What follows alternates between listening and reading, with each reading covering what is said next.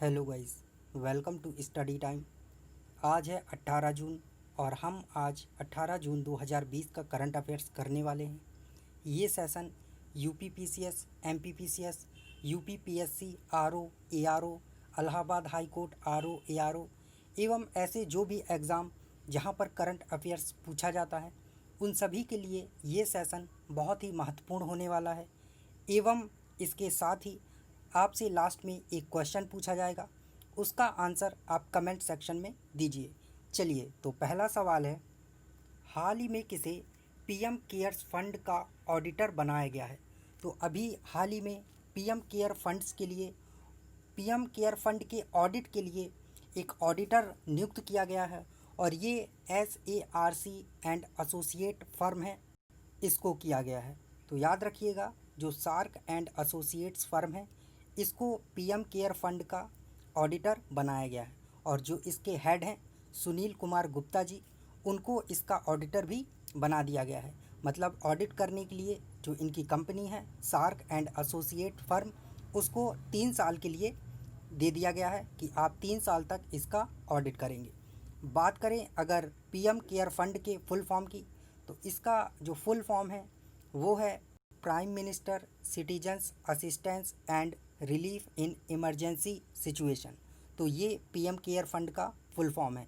और याद रखिएगा, सार्क एंड एसोसिएट्स फर्म को 3 साल के लिए इसका ऑडिट करने के लिए दे दिया गया है। चलिए, अगला सवाल, हाल ही में किस राज्य सरकार ने कर्म भूमि पोर्टल की शुरुआत की है? तो जो कर्म भूमि नौकरी पोर्टल की शुरुआत की है ये पश्चिम बंगाल ने की है। याद रखिएगा, पश्चिम बंगाल। और राज्य में जो भी आईटी पेशावर हैं वो लोग कोरोना वायरस की वजह से अब अपने राज्य में वापस लौट के आ रहे हैं, तो उनके लिए ये पोर्टल शुरू किया गया है कि आप अपने ही राज्य में जो आईटी इंडस्ट्रीज़ हैं उनसे जुड़िए, उनमें काम करिए। तो याद रखिएगा, जो कर्म भूमि नौकरी पोर्टल है ये पश्चिम बंगाल ने शुरू किया है। इसके पहले नौकरी पोर्टल की भी शुरुआत पश्चिम बंगाल ने ही की हुई थी।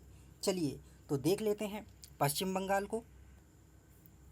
ये स्टेट बना 26 जनवरी 1950, capital Kolkata, district 23, CM Mamata Banerjee, governor Jagdeep Dhankhar, Lok Sabha 42 seat, Rajya Sabha 16 seat, Vidhan Sabha 295 seat. यहाँ पर कुछ इम्पॉर्टेंट नेशनल पार्क एवं वाइल्ड लाइफ सेंचुरीज़ भी हैं जो अक्सर एग्ज़ाम में पूछ ली जाती हैं, जिनमें से जो इम्पॉर्टेंट हैं वो यहाँ पर दी गई हैं। Buxa national park, Neora valley national park, Singalila national park, Sundarban national park, Jaldapara national park, Gorumara national park, Bibhuti Bhushan wildlife sanctuary, Lothian island wildlife sanctuary, Mahananda wildlife sanctuary और रामना बागान वाइल्ड लाइफ सेंचुरी।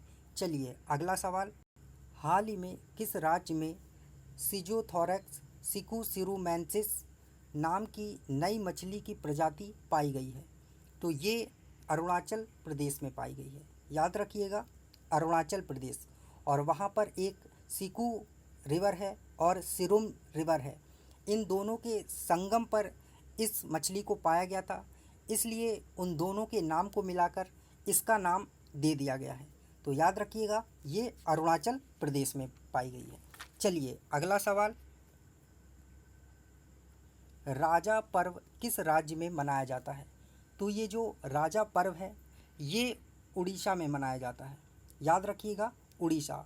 और इसे रज पर्व भी बोलते हैं, रज पर्व। याद रखिएगा, राजा पर्व के साथ साथ इसे रज पर्व के नाम से भी जाना जाता है। और बात करें उड़ीसा की, तो इसने अभी मो जीवन पहल भी शुरू की थी, मो प्रतिभा पहल भी शुरू की थी।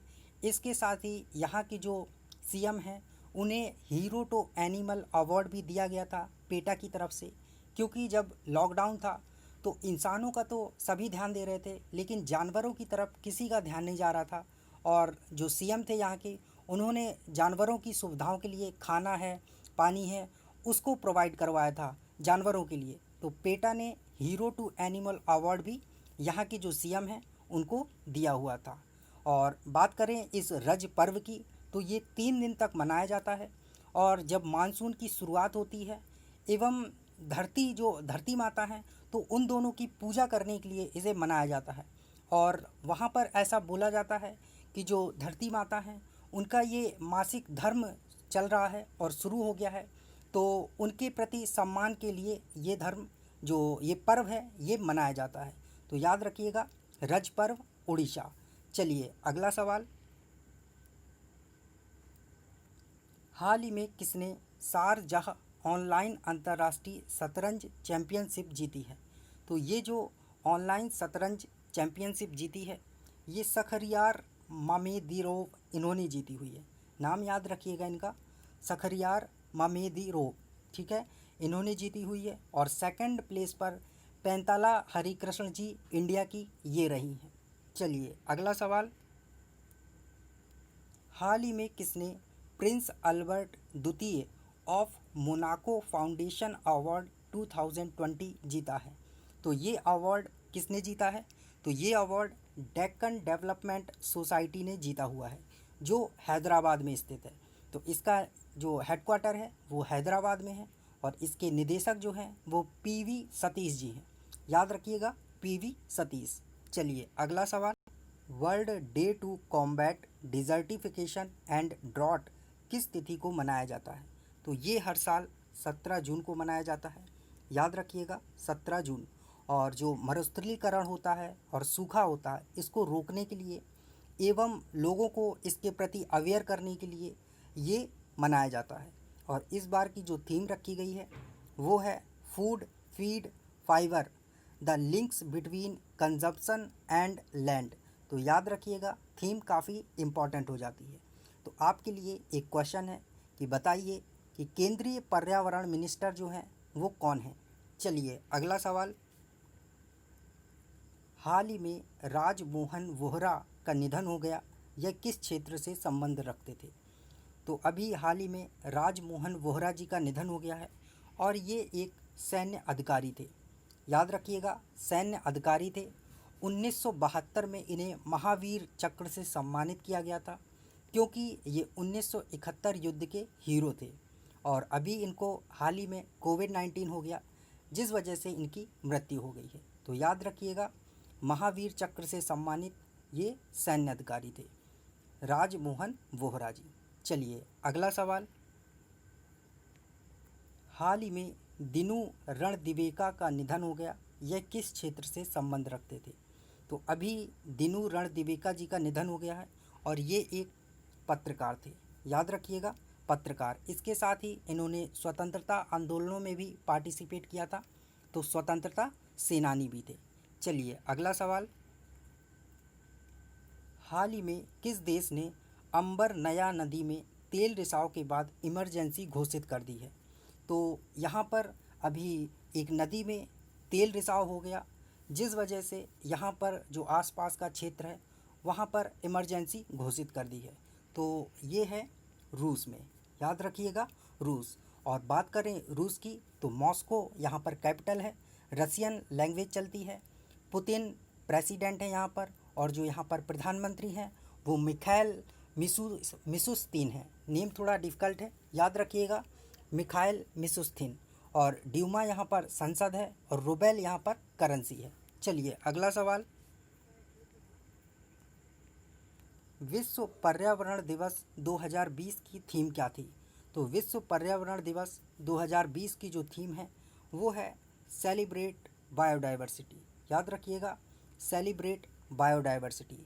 और जो 2019 की थीम थी वो थी बीट द एयर पॉल्यूशन। और आपके लिए क्वेश्चन है, चलिए मैं ही बता देता हूँ कि इस बार का जो विश्व पर्यावरण दिवस था इसे होस्ट किसने किया था? तो इसे होस्ट किया था कोलंबिया ने। चलिए अगला सवाल, हाल ही में स्पंदन कैंपेन की शुरुआत किस राज्य ने की है? तो स्पंदन कैंपेन की जो शुरुआत है ये छत्तीसगढ़ ने की है।